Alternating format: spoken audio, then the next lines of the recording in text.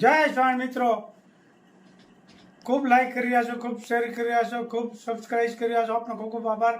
તમામ વિડીયો જોતા એને બધાને જાજાથી જય સ્વામિનારાયણ. એક પંચાળાની વાત કરી નાખું, નાનો એવો પ્રસંગ ઝીણાભાઈનો. ઝીણાભાઈની આ સ્વામિનારાયણ ભગવાન 6 થી 7 વખત એની ઘેરે આવ્યા છે અને ઝીણાભાઈ એટલે આમ ખૂબ મહાન ભગત થઈ ગયા સ્વામિનારાયણ ભગવાનના. એટલે સ્વામિનારાયણ ભગવાન સત્સંગ કરાવતા છે ઝીણાભાઈની ઘેરે. જ્યારે આવે ત્યારે સત્સંગની સભા રાખી હોય અને અમે ઝીણાભાઈ તો સત્સંગી હતા એટલે એનો સત્સંગ દરરોજ એની ઘેરે ચાલુ જ હોય. તેમાં વળી ભગવાન સત્સંગ કરાવતા હતા સ્વામિનારાયણ ભગવાન. અને એક દોઢ કોક આવ્યો કે આવું રોજ સત્સંગ તમે કરાવો તો એમાં થોડો બાજરો નીકળી જાય એવું બોલ્યો. એટલે સ્વામિનારાયણ ભગવાન સાંભળી ગયા કે કોણ હું બોલે છે, એટલે કે આમાં બાજરો થોડો નીકળે આવું બોલી ગયો. એટલે સ્વામિનારાયણ ભગવાન કહે કે બાજરો જોઈએ છે, એટલે કે હા. કે ખાવા તો જોઈએ ને કે સત્સંગ કરે બાજરો. એ કે તો તમે સત્સંગ કરાવો, સત્સંગ તમે સાંભળવા આવો ને દરરોજ એક મણ બાજરો મળે તો એ કે તો કાંઈ વાંધો નહીં. તો પેલા માટીની કોઠીઓ હતી, ખબર હોય તો બધાની ઘેરે માટીની કોઠીઓ હતી ને ખાલી પડી હતી. એટલે ત્યારે ઝીણાભાઈ કે ઓલી કોઠી થોડીક બંધ કરી દો અને હાણું ઓલું બાજરો કાઢવાનું ને હાણું કે એને ગાભો મારજો, બંધ કરી દો. અને આ કોઠીમાંથી દરરોજ આ સત્સંગ કરવા આવે ને, જે સાંભળવા આવે ને એને બધાને એક એક મણ બાજરો આપવાનો. એટલે ઝીણાભાઈને ખબર હતી કોઠી ખાલી છે પણ મહારાજ કે એમ તો કરવું પડે. એટલે એ કોઠી બંધ કરી દીધી અને પછી આખો રાતે સત્સંગ કરાવ્યો ને પછી કે હવે આમાં ખોલો, મણ બાજરો બધાને આપી ગયો. અને ખોલ્યો એટલે એમાં બાજરો નીકળ્યો. ત્યારે ઝીણાભાઈ રહ્યા ને ત્યાં સુધી એમાંથી ખૂટ્યું ને. સ્વામિનારાયણ ભગવાન કે જીવન પર્યંત આમાં બાજરો નહીં ખૂટે ક્યારેય. અને જ્યાં સત્સંગી આવે ને એને એક એક ટોપ ભરીને બાજરો દેવાનો. સાંજે જે સત્સંગ સાંભળવા આવે ને એને. પણ તોય જેના ભાગમાં અમુક ને સત્સંગ નહોતો ને એ મફત બાજરો મળતો હતો ને, તો એ 15-20 થી આવ્યા પછી કે અહીંયા બેહીએ ને તો બહુ અમે ગમે નહીં એમ કરે. કારણ કે જેના ભાગમાં ન હોય એને કઈ સત્સંગ ગમે. હળવા પુણ્ય હરિનો ન હોય સંગ. જેના પુણ્ય ઓછા હોય ને એને મંદિરે જવું ન ગમે અને સત્સંગ સાંભળવો ન ગમે. એટલે એવો જે ઓલો બોલ્યો હતો ને એ ઠેઠ સુધી નો આવી ગયો. કારણ કે એના કર્મની કઠણાઈ હોય ને એટલે નો સાંભળવા આવી.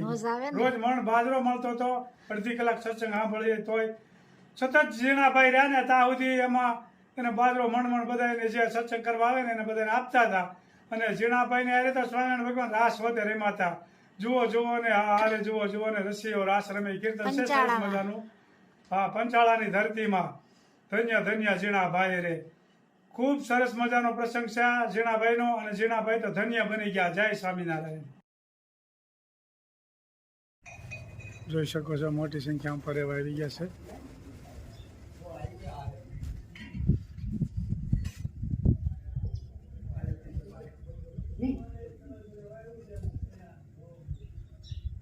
એકદમ સ્પીડમાં જમવા મીડિયા સાહેબ જોઈ શકો છો.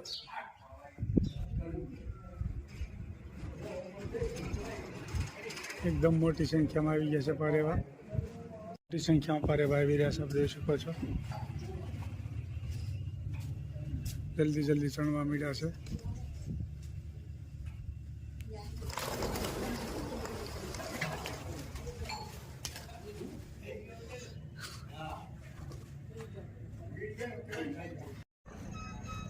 જય સ્વામી. જો કષ્ટભંજન દેવનું મંદિર છે. ગોપાળાનંદ સ્વામીએ પધરાવેલી મૂર્તિ છે.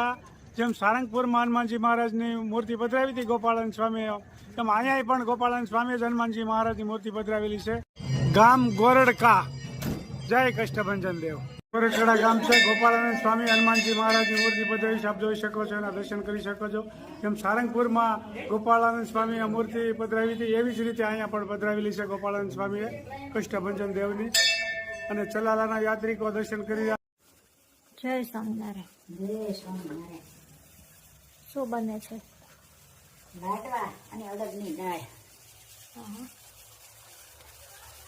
ભાવતા હોય કોમેન્ટ કરજો. અને ગરમ પાણીમાં લોટ બાંધવાનો પઠાણ. બરોબર. ભાખરીનો લોટ હોય એમાં. અને પછી આ રીતે તળવીને ભાખરી વણીને એટલે કડકડિયા થઈ જાય ને મિક્સર કરી દેવાનું. મિક્સરમાં પછી પીસી નાખવાનું એટલે સરસ થાય. આ રીતે ભૂકો કરવાનો. પછી મિક્સરમાં ભૂકો કરશું. હા, મિક્સરમાં ભૂકો આ એટલો કર્યો છે, એટલો બાકી છે. એટલે આવો આવો ઝીણો કરી દઈએ ને તો પછી ચાળી નહીં તો હાલે. આટલો ઝીણું ઝીણું કરીને મિક્સર કરવી ને તો. એટલે મિક્સરમાં જલ્દી થઈ જાય, ભૂકો કરેલો હોય ને આવો. એટલે સરસ મજાના લાડવાની રેસીપી. હા, બનશે પછી બતાવશું પાછા. હવે પાક લેવું તો બતાવીશું. હા, ઉપર પાક આવી જશે. ગોળ ઉપર આવી જાય ને એટલે પાક આવી ગયો કહેવાય. અને સૂરમું તૈયાર થઈ ગયું છે. પેલા સૂરમું બતાવે, સૂટું સૂરમું. હા, સૂટું સૂરમું બહુ કરતા.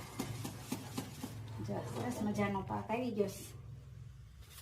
ગોળ ઉપર આવી જાય ને સિક્કીનું ને એવું કરીએ ને તો માંડવીની હા, તો થોડોક વધારે આવવા દેવાનો. હા, ગોળ ઉપર આવી જાય થોડીક વાર પછી હલાવવાનું.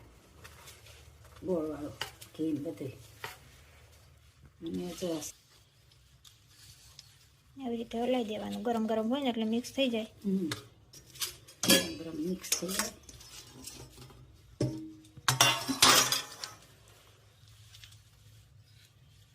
ચૂરમાના લાડુ ગોળવાળા ભાવતા હોય કોમેન્ટ કરજો. હા,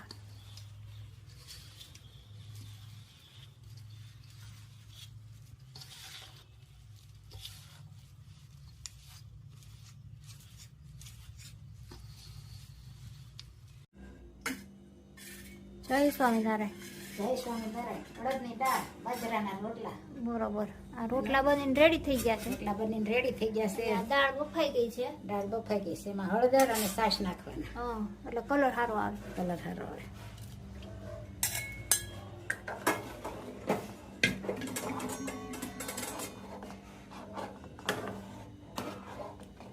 દાળ એકદમ મસ્ત બફાવા દેવાની.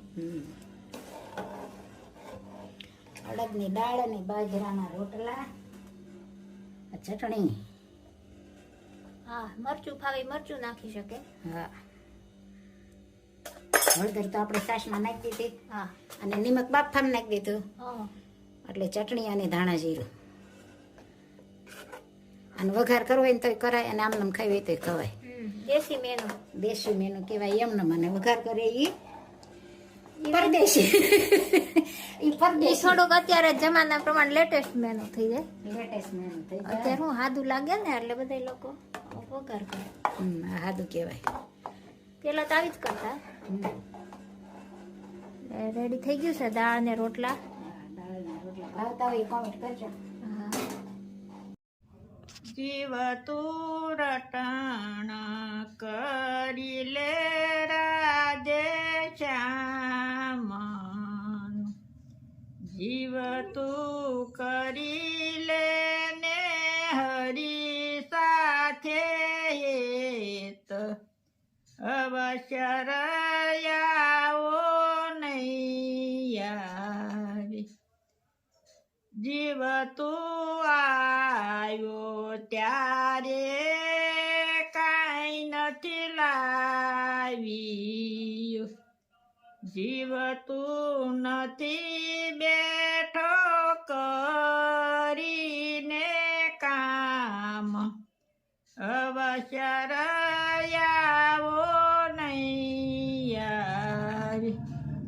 જીવ તું ખોટી માયામાં ઘૂસી ગયું, ખોટા સપના જેવું છે સંસાર, અવશ્ય રયાવો નહીં આવે.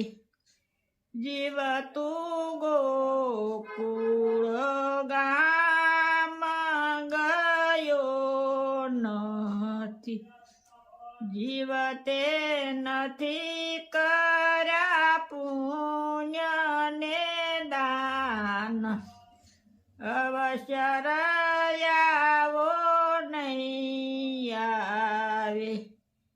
જીવ તું રટણ રેતી માં લોટ્યો નથી, જીવ તે નથી કર્યા યમુનાજીના પાન, અવશ્ય રયાવો નહીં આવે.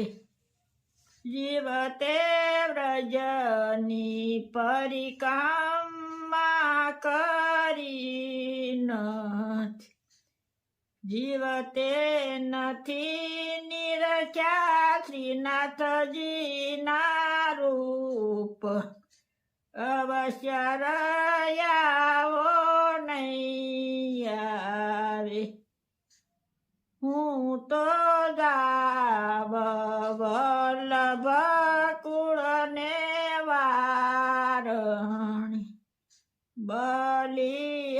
બલિહારી જાઉ માધવ દાસ અવશ્ય રહ્યાવો નહીં આવે. જય સ્વામિનારાયણ. ખૂબ સરસ મજાનું જય સ્વામી ખૂબ સરસ મજાનું કીર્તન ગાયું કે જીવ તું મનુષ્યના અવતારમાં આવ્યો છો હવે આવો